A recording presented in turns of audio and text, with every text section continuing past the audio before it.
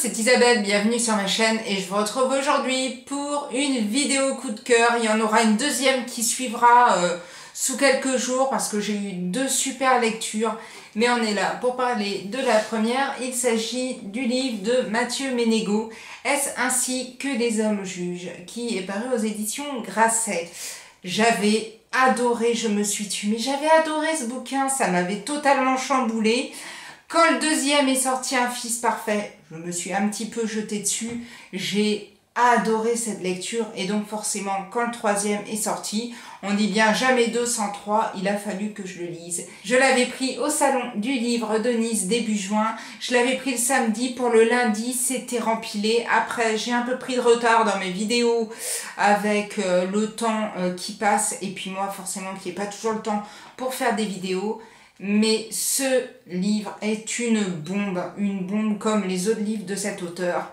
On est ici tout d'abord avec le personnage de Claire. Claire est avec son papa, ils sont très fusionnels depuis la mort de la maman de Claire et ils ont l'habitude d'aller régulièrement sur la tombe de sa maman à des moments vraiment précis, toujours au même moment jusqu'au jour où le papa de Claire va avoir une impossibilité d'y aller. Il va vraiment tout faire pour qu'il puisse partager ce moment avec Claire sur la tombe, sauf que les choses ne vont pas se passer et il va se faire écraser et tuer sur un parking de supermarché. Et Claire va absolument vouloir savoir qui a tué son père. Et le policier en charge de l'enquête, vraiment ému par l'histoire de Claire, va absolument vouloir, coûte que coûte, être celui qui découvrira le meurtrier. Et 3 ans après, un suspect est identifié. Il s'agit de Gustavo. Gustavo est un jeune papa.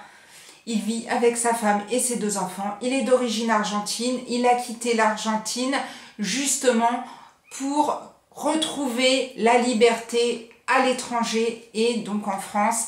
Et 3 ans après, un suspect est identifié. Il s'agit de Gustavo. Gustavo est un jeune père de famille, tout lui réussit, dans le travail, dans sa famille. Il vit avec sa femme et ses 2 enfants. Il est d'origine argentine et il a fui son pays pour retrouver une vie et retrouver la liberté en France.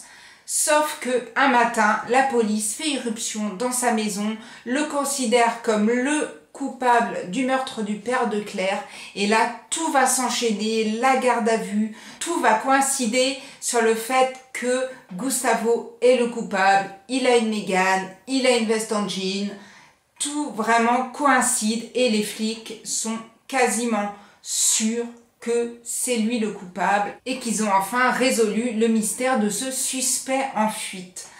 Je ne vais pas vous en dire plus, il faut absolument que vous lisiez ce livre.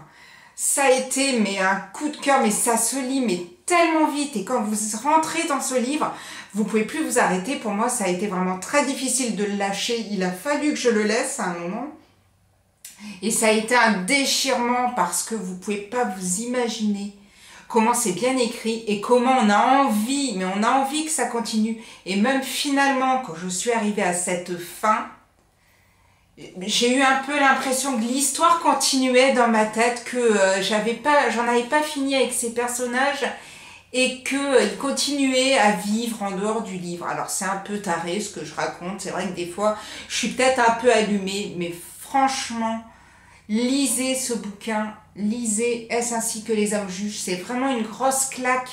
Vous allez voir un petit peu comment tout ça peut s'enchaîner, mais aussi comment dans notre société actuelle, la justice, les réseaux sociaux, tout ça s'en mêle et comment on peut peut-être, c'est pas forcément toujours le cas, mais mener à enfermer quelqu'un, à traiter quelqu'un de coupable, tout ça parce qu'il y a des choses qui se rejoignent, alors qu'en fait ce n'est pas la vraie personne et c'est une fausse personne qui se retrouve derrière les barreaux.